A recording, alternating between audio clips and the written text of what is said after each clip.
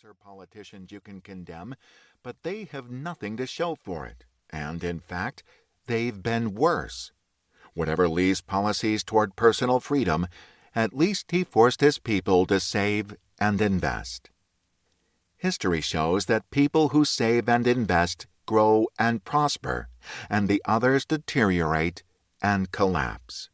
As this book demonstrates, artificially low interest rates and rapid credit creation policies set by Alan Greenspan and the Federal Reserve caused the bubble in U.S. stocks of the late 1990s.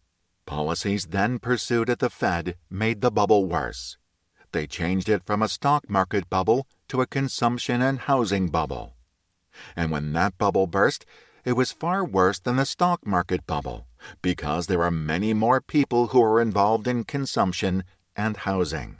Millions of people found out the hard way that house prices don't go up forever. Now there are a lot of angry people.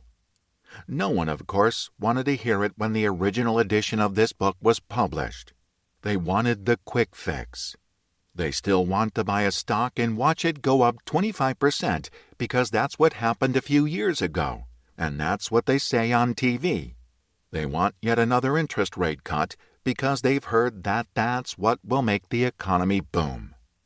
Bill Bonner and Addison Wiggin wrote me early on to tell me that a lot of the stuff you write about in Adventure Capitalist, Random House, is in our book, except for the travel in the international countries.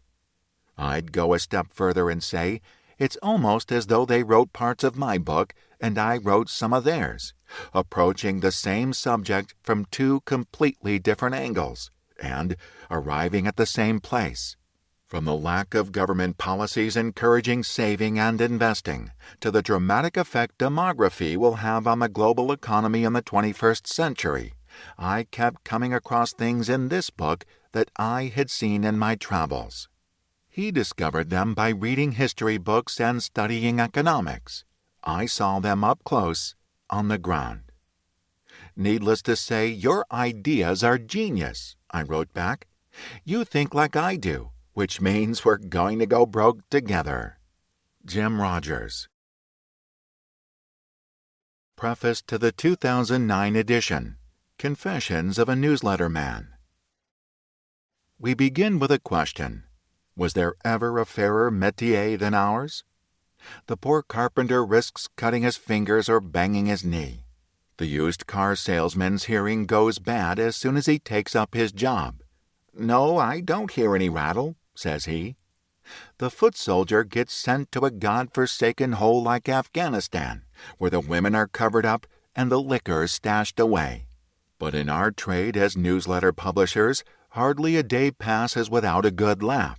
Our only occupational hazard is a rupture of the midriff. Most people, after all, read the news pages for information. They lack the proper training and perspective to fully enjoy them. The consequence is that they are always in danger of taking the humbug seriously, or worse, finding the people who populate the headlines important. If you really want to appreciate the media, you have to get close enough to see how it works, like a prairie dog peering into a hay baler, but not so close that you get caught up in it yourself. The investment newsletter business is perfect. It is part of the media, but it wouldn't be mistaken for a reputable part. More than 30 years ago, we began our career publishing newsletters. Those were the days. They were even more fun than today. Years of television, heavy-handed regulation, and waiting in line for airport security have taken much of the light-heartedness out of American life. In its place, a kind of earnest timidity has settled over the 50 states. Everything is forbidden, or else it's compulsory, especially in the financial markets. You can barely talk about an honest investment without some ambitious prosecutor wanting to make a federal case out of it. But back in the 1970s, the folks you met in the newspaper trade were even wilder and more disreputable than those who are in it today. At one investment conference, we remember an investment advisor from East Germany. He had escaped the Soviets' grip by stealing a small plane and flying to the West. This alone